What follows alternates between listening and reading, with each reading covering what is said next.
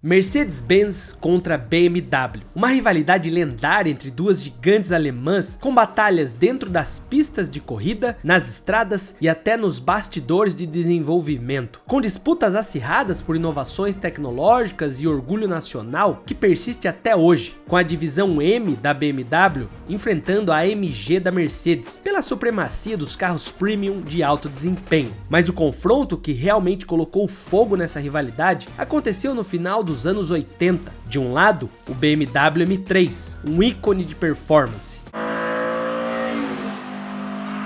Criado com o único objetivo, conquistar o DTM, o E30 M3 logo se tornou referência com a sua precisão nas curvas, sua leveza cirúrgica e o motor S14 de alto desempenho. Um carro que não apenas venceu campeonatos, mas redefiniu o significado da palavra imbatível dentro das pistas. Do outro lado, o Mercedes-Benz 190e, um sedã aparentemente discreto que revelou seu verdadeiro DNA nas corridas.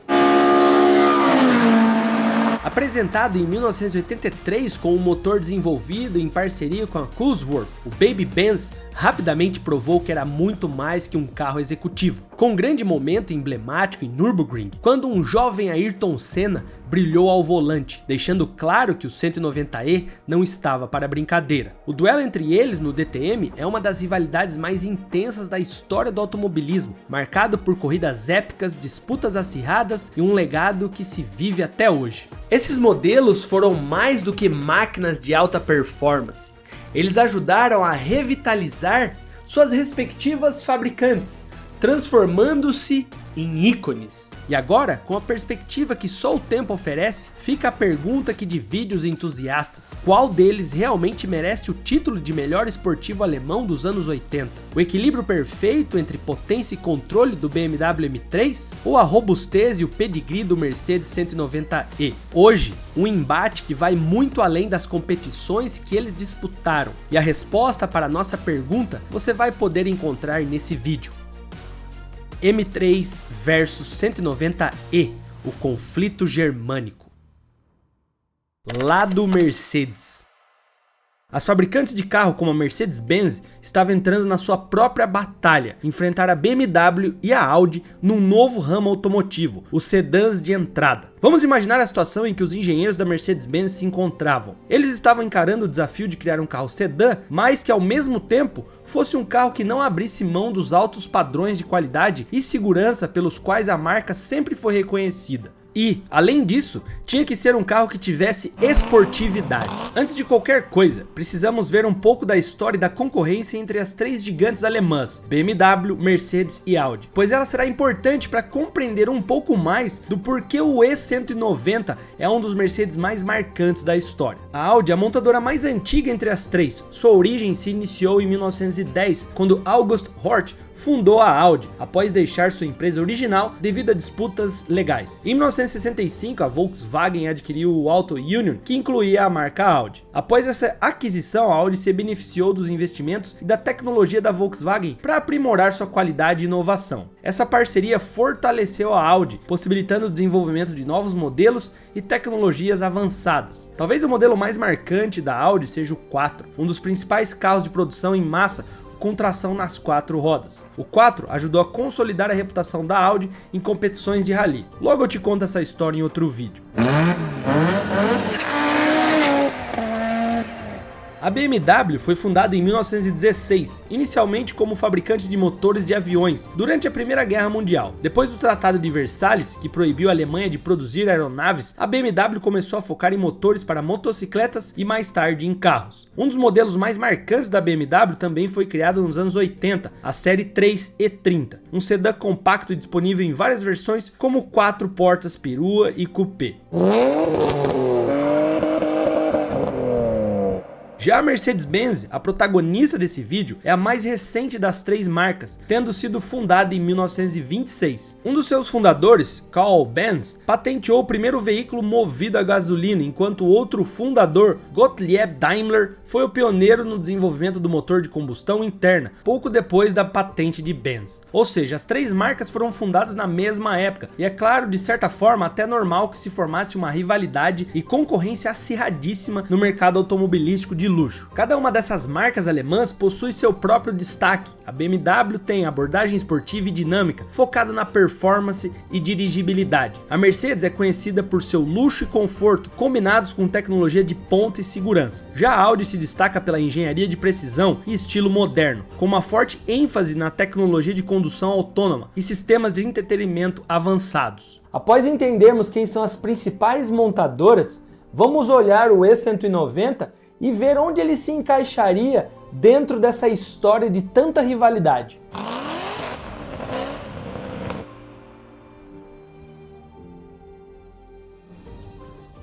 A história do E190 teve início em 1973. A Mercedes-Benz estava reunindo ideias para a construção de um veículo em um segmento abaixo das classes que já estavam estabelecidas pela marca alemã, a classe S, sedãs de altíssimo nível, e os SL, esportivos. Enquanto isso, do outro lado do mundo, o Congresso norte-americano definiu normas para a economia de combustível após a crise do petróleo. Fabricantes de automóveis cuja frota fosse muito gastona teriam de lidar com multas. Pensando nisso, a Mercedes colocou motores a diesel em todos os seus sedãs existentes. De momento, isso foi uma solução prática e temporária, do que uma definitiva, pois a verdadeira solução alemã era projetar um carro novo e mais eficiente desde o início. A equipe da Mercedes-Benz passou 8 anos pesquisando e desenvolvendo o carro. Investiram mais de 600 milhões de libras nesse projeto e em 1982 finalmente revelaram o Mercedes E190, carinhosamente chamado de Baby Benz, por causa do seu tamanho compacto. Esse carro foi desenhado por Bruno Sacco, o designer-chefe da Mercedes na época. Erstmals ist es gelungen, Mercedes-Funktion und Mercedes-Qualität in einem kompakten Fahrzeug zu konzentrieren. Ohne Kompromisse. O carro era equipado com uma variedade de tecnologias avançadas para sua época, incluindo sistemas de controle de tração e estabilidade, para melhorar a segurança e o desempenho. O motor desenvolvido pela Cosworth, com 16 válvulas. Tudo isso acabou sendo uma grande mudança para a Mercedes, que sempre foi mais, digamos, conservadora. Sua forma era afunilada, com um para-brisa traseiro inclinado e porta-malas curto e alto, para melhorar a aerodinâmica e manter o carro compacto, mas ainda assim fornecendo espaço razoável do porta-malas. Sob a superfície, a inovação continuou, com aço de alta resistência em toda a estrutura do carro, assim como alumínio e policarbonato em áreas menos críticas estruturalmente. Tudo isso com um único objetivo: redução de peso no carro. Além disso, uma nova família de motores a gasolina e diesel de 4 cilindros com cabeçotes de alumínio estreava, e também um isolamento duplo protegia os ocupantes do compartimento do motor e também os componentes elétricos do clima e do calor do motor. E a Mercedes aprendeu com lições dos carros de engenharia revolucionários da própria Mercedes-Benz. O E190 tornou-se o primeiro carro de produção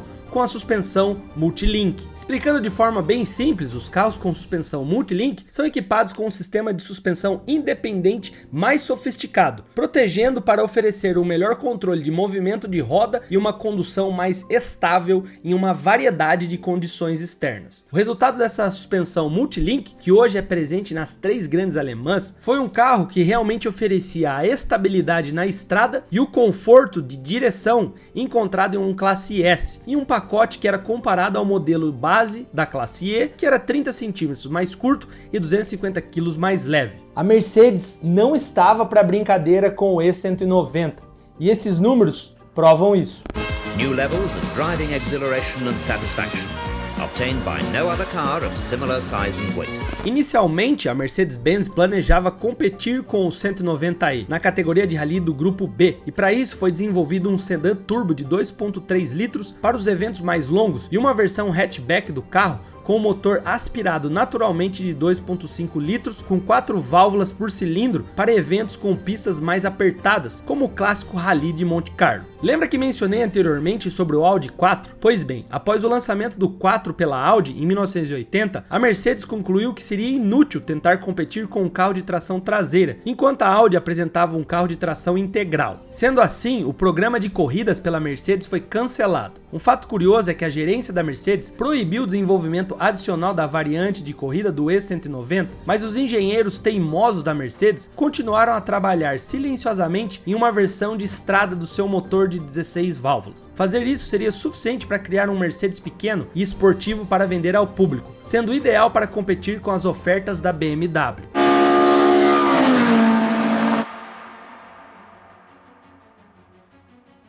Os engenheiros da Mercedes construíram sua própria versão de 16 válvulas no motor M102 do E190, mas não gerava potência suficiente para uso em rally, então eles recorreram à empresa britânica Cosworth, que havia sido pioneira em cabeçotes de 4 válvulas em meados dos anos 60 com seus lendários motores de corrida. Eles também desenvolveram um processo de fundição de parede fina proprietário, então o Cosworth acabou construindo os cabeçotes na Inglaterra e enviando-os para a Alemanha para a realização do processo de usinagem e montagem. Os engenheiros da Cosworth receberam carta branca da Mercedes para projetar um cabeçote de alto desempenho adequado para o motor, além de pistões de liga forjada. Após várias mudanças, a versão de estrada passou de modestos 122 cavalos para 185 cavalos, sem nenhum aumento no deslocamento. O carro em que o novo motor de 16 válvulas foi instalado chamava-se E190 2.316 e recebeu uma série de outras atualizações, incluindo um kit aerodinâmico que incluía para-choques, saias laterais, alargadores de paralamas e até mesmo uma asa traseira, e que juntos reduziram o levantamento em mais de 40%.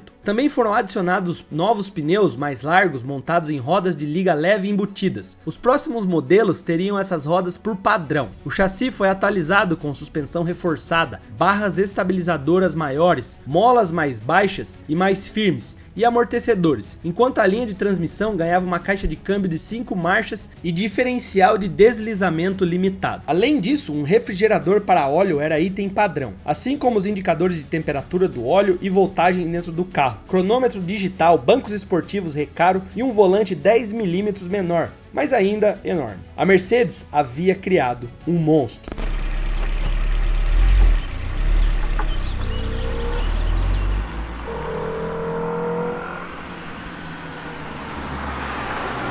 O carro estava entre os sedãs mais rápidos à venda na época e era muito mais esportivo do que qualquer outro Mercedes de estrada desde pelo menos o 300 SL lá dos anos 1950. Para destacar isso, a Mercedes organizou uma série de demonstrações para mostrar o desempenho do 2.316. A primeira delas foi uma corrida de resistência de 201 horas ao redor da famosa pista de testes Nürburgring, localizada na cidade de Nardò, na região de Apulia, no sul da Itália. Nürburgring é uma pista com uma característica impressionante, é uma pista vista do espaço, e os astronautas já o fotografaram várias vezes. Trata-se de uma pista de teste para carros de corrida, com 12,5 km de comprimento, e é levemente inclinado para reduzir a quantidade de mudança de direção ativa dos pilotos. Em outras palavras, é como se fosse uma reta eterna, em forma de um círculo. Além de dirigir por incríveis 201 horas, outro recorde impressionante foi a quantidade de quilômetros percorridos nessas horas. O E190 percorreu 50 mil quilômetros. Isso equivale a um pouco mais de uma volta completa na Terra. Tudo isso numa velocidade constante de 250 km por hora. Em maio, um novo circuito da Fórmula 1 no Nürburgring foi inaugurado. E para inaugurar a pista e destacar o novo sedã esportivo da Mercedes, uma corrida de campeões foi realizada. 20 flechas de prata 2.316 levemente modificados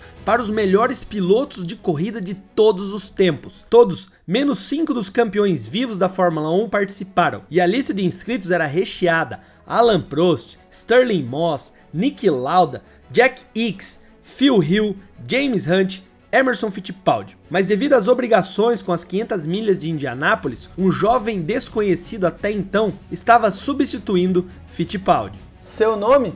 Bom, Ayrton Senna. A pista estava do jeito que Senna gostava, escorregadia e úmida. E isso foi o suficiente para que Senna mostrasse todo o seu talento diante de todos aqueles outros campeões. A corrida foi disputada e Senna alternava a liderança com o campeão Niki Lauda da Fórmula 1. Mas no fim das contas, o jovem brasileiro venceu e mostrou todo o seu talento para o mundo. E também naquele momento vimos a classe e a performance real do E190 e seu início no...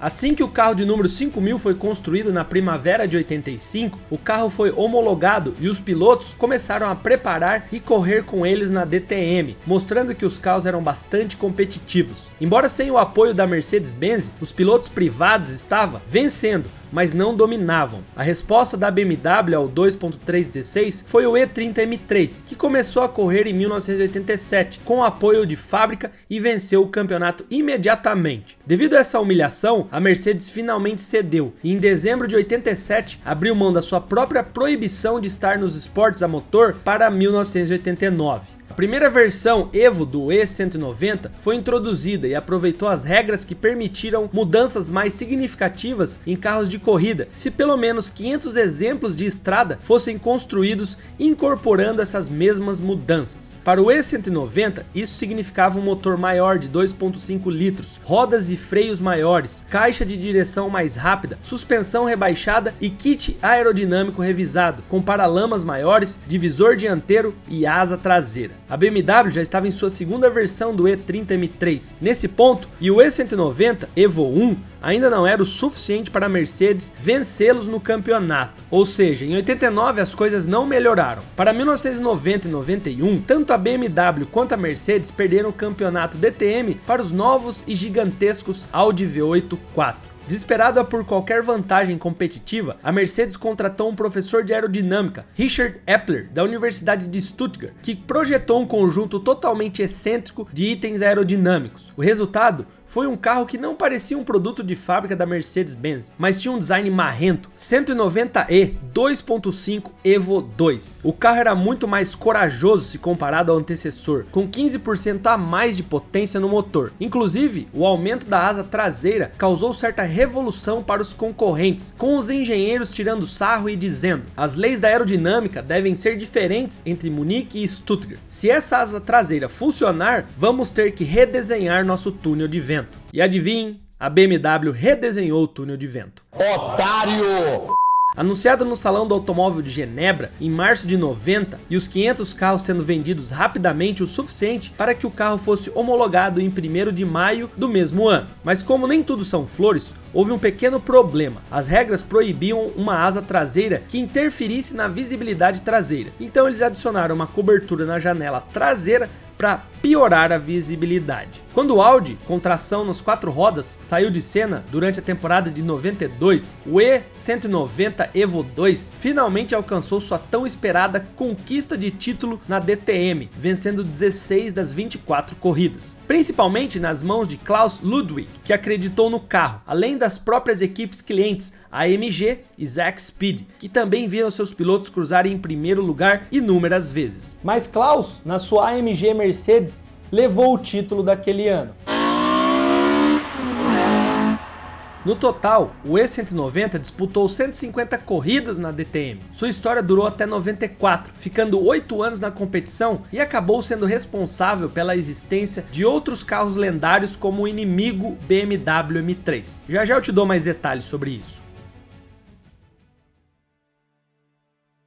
A versão Evo 2 teve mais evoluções, como ar-condicionado funcional, teto solar elétrico, vidros elétricos, direção hidráulica e até bancos aquecidos. A visibilidade é boa, as dimensões são compactas, a embreagem é leve e progressiva, e o motor é silencioso e civilizado na cidade. Sua suavidade no motor é impressionante. Porém, há algumas coisas a se falar sobre a intenção de desempenho do carro. Uma delas é que a alavanca de câmbio em H é um pouco áspera, mas tem uma sensação mecânica e precisa. Os freios têm um pedal alto e firme, a suspensão é muito menos flexível. Flexível não dá. Errei. Flexível.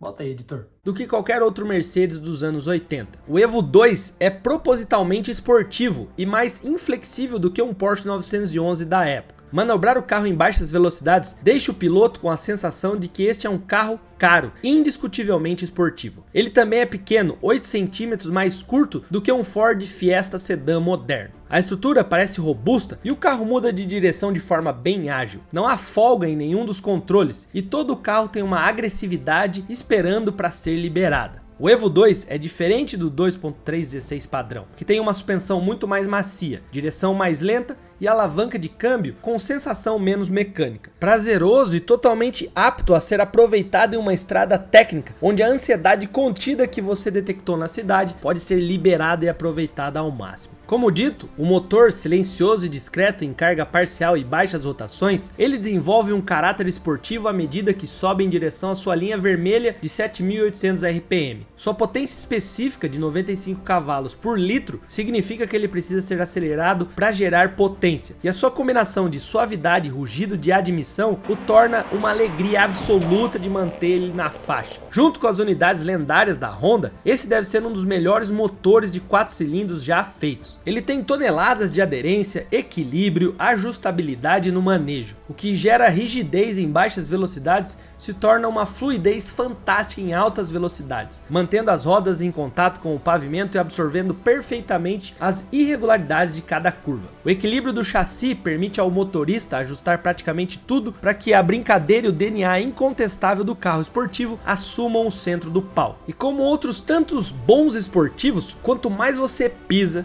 melhor ele fica. Dirigindo o carro como um rebelde, você olha para baixo e vê a imponente estrela de 3 pontas no final do capô e pensa: e esse é um Mercedes.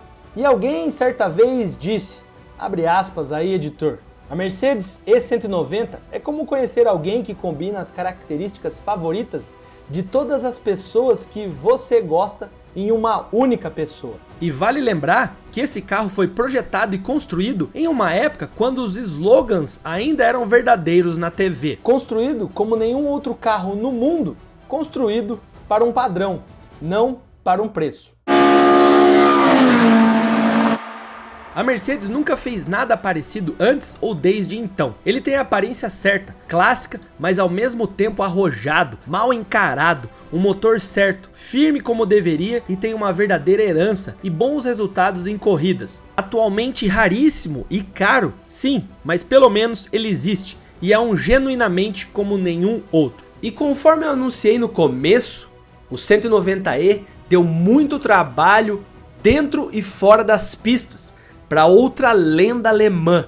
Esse cara, o BMW M3, outro carro lendário e orgulho alemão. E ele quase foi imbatível.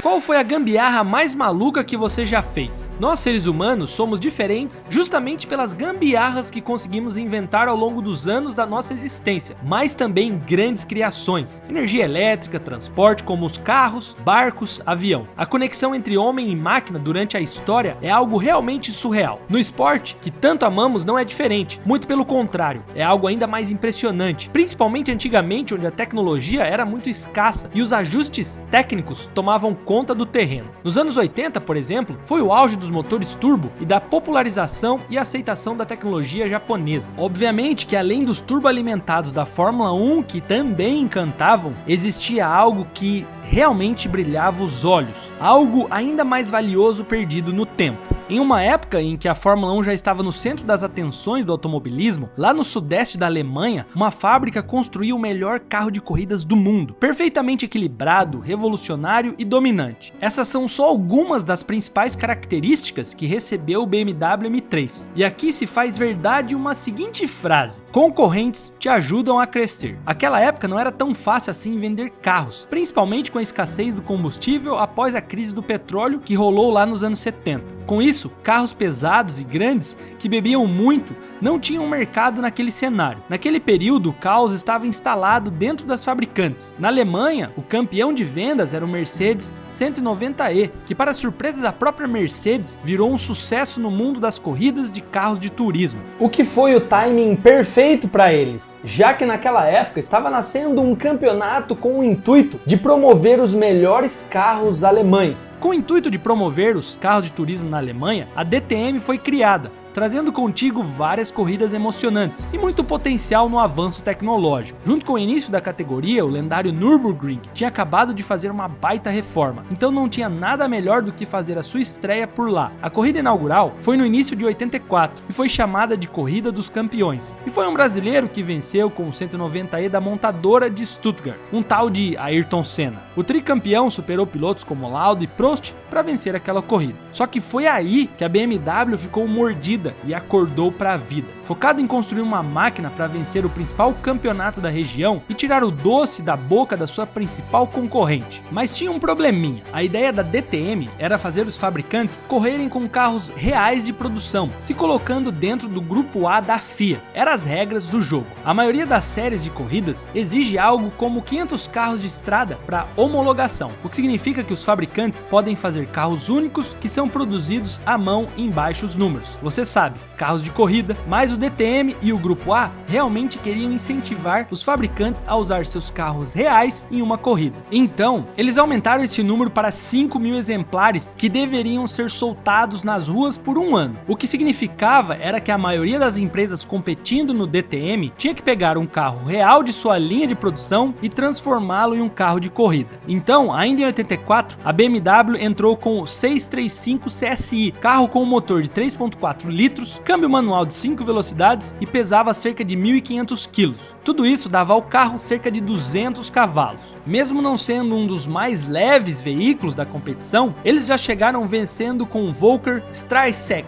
a bordo. Uma curiosidade é que o alemão foi campeão sem ganhar nenhuma prova, apenas acumulando bons resultados e sendo consistente. Já no ano seguinte, o carro não foi o suficiente para vencer o carro mais leve da Volvo, que tinha muita base de aprendizado vindo do grupo B com o modelo 240 Turbo de apenas 4 cilindros. A BMW teve que se contentar com o terceiro lugar. Na sequência, a Ford atravessou o Oceano Atlântico, chegou forte com o melhor que tinha, o Ford Sierra XR4 TI Turbo, e venceu, o que deixou os engenheiros alemães mordidos. O Sierra XR4 era equipado com motor de 4 cilindros turboalimentado de 2.3 litros, o que produzia impressionantes 345 cavalos de potência, e aquilo era um tapa na cara dos rivais dentro das pistas, e consequentemente era o queridinho dos consumidores e entusiastas. Agora a Mercedes tinha investido pesado no 190e e estava mais perto de chegar na Ford do que a BMW, que precisaria ralar muito para mudar o pesado 635 SI, carro para tentar superar a Mercedes e quem sabe chegar na Ford. Mas a chance da Mercedes de competir com a montadora americana era muito maior até então. Só que a BMW tinha uma boa vantagem e uma carta na manga. Um CEO bem maluco e competitivo que não largaria o osso com facilidade. Seu nome?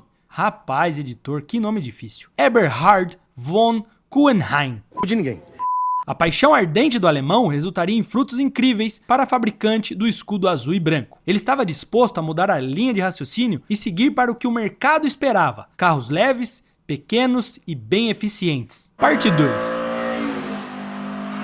Nascido em outubro de 1928 na Prússia Oriental, Eberhard teve uma infância bem conturbada por conta da Segunda Guerra Mundial. Seu pai perdeu a vida em 1935, assim como a sua mãe, que deixou o mundo em um campo soviético após o período da guerra. Apesar das dificuldades, ele nunca deixou de estudar e se dedicar para ter um futuro digno que seus pais se esforçavam tanto, e em 1954, na Universidade Técnica de Stuttgart, ele se graduou como engenheiro mecânico, e em 1965 ele entrou na pequena fábrica chamada de BMW. Curiosamente, esse foi o cara que tirou a fabricante da lama nos anos 70 durante a crise pós-Segunda Guerra, suportou a ameaça de falência algumas vezes e colocou a fabricante de novo no azul, mas aquilo não bastava para ele. A ideia era construir um carro de turismo mais rápido de todos, colocar a Ford no bolso e tirar da Mercedes a ideia de que eles tinham revolucionado o mercado automotivo do país. E antes de continuar o vídeo, eu queria te dar um conselho, uma sugestão. A gente deixou um link na descrição desse vídeo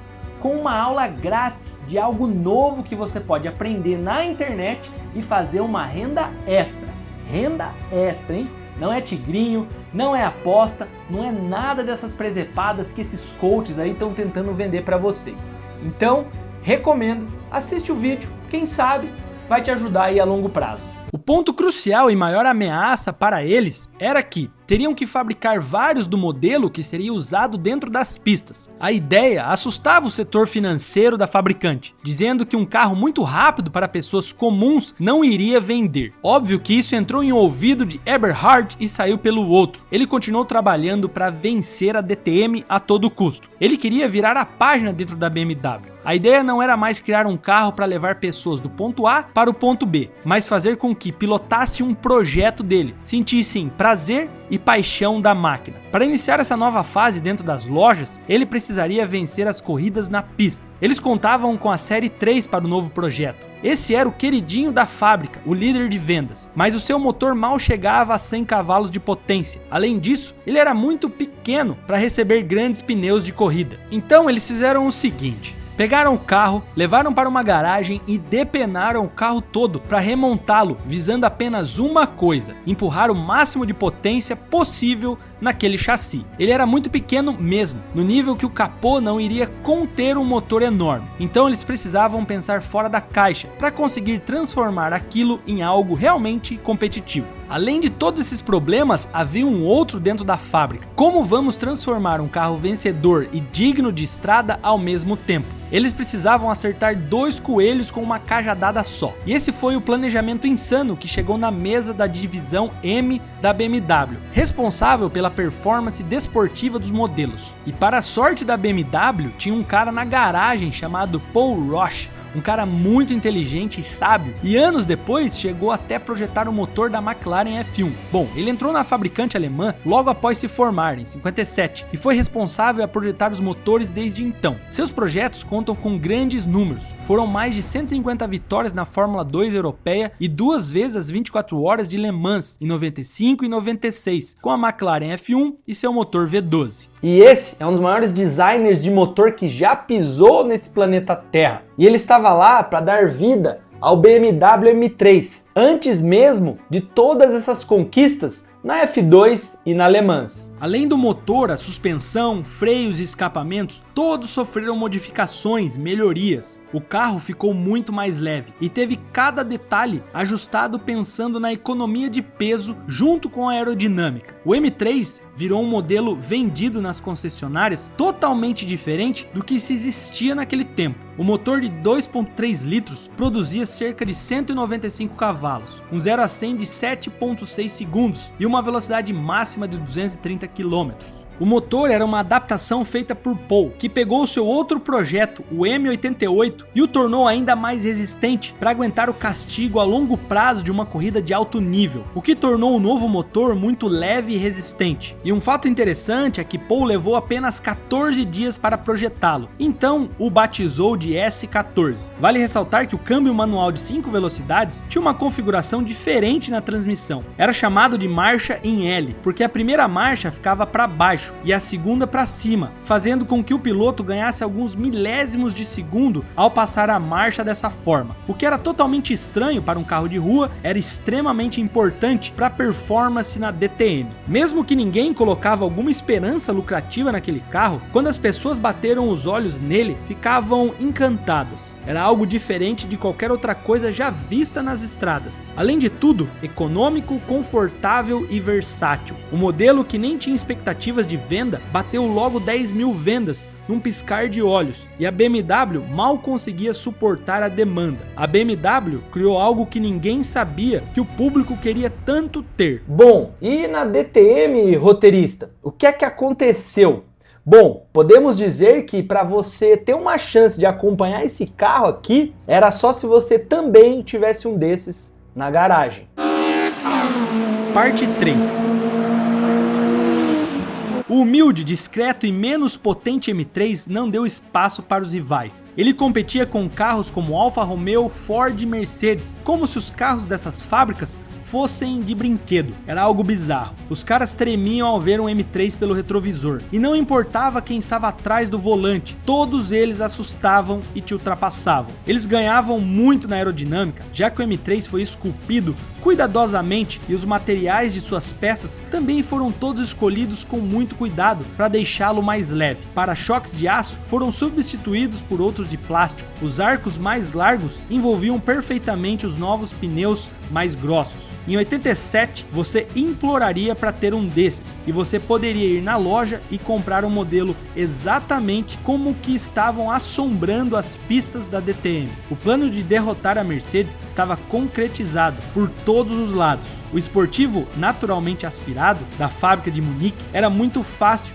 e confiável de guiar. Estava longe de ser o mais potente, mas ele era consistente. Podia ser dirigido com mais intensidade por muito mais tempo que os outros. Era um equilíbrio assustadoramente raro. Ainda mais naquela época, onde abandonos por quebras e problemas mecânicos era muito alto em qualquer corrida movido a motor e 4 rodas. A bordo do M3, você podia pisar mais fundo e frear mais tarde. O carro estava em outro patamar, um nível que os rivais nem sabiam por onde começar para tentar se aproximar. No ano de estreia do M3 nas pistas, ele não venceu só os times compatriotas, mas também deram uma rasteira em todas as fabricantes do mundo. Eles não só levaram o campeonato alemão, mas também o australiano, o europeu, o mundial.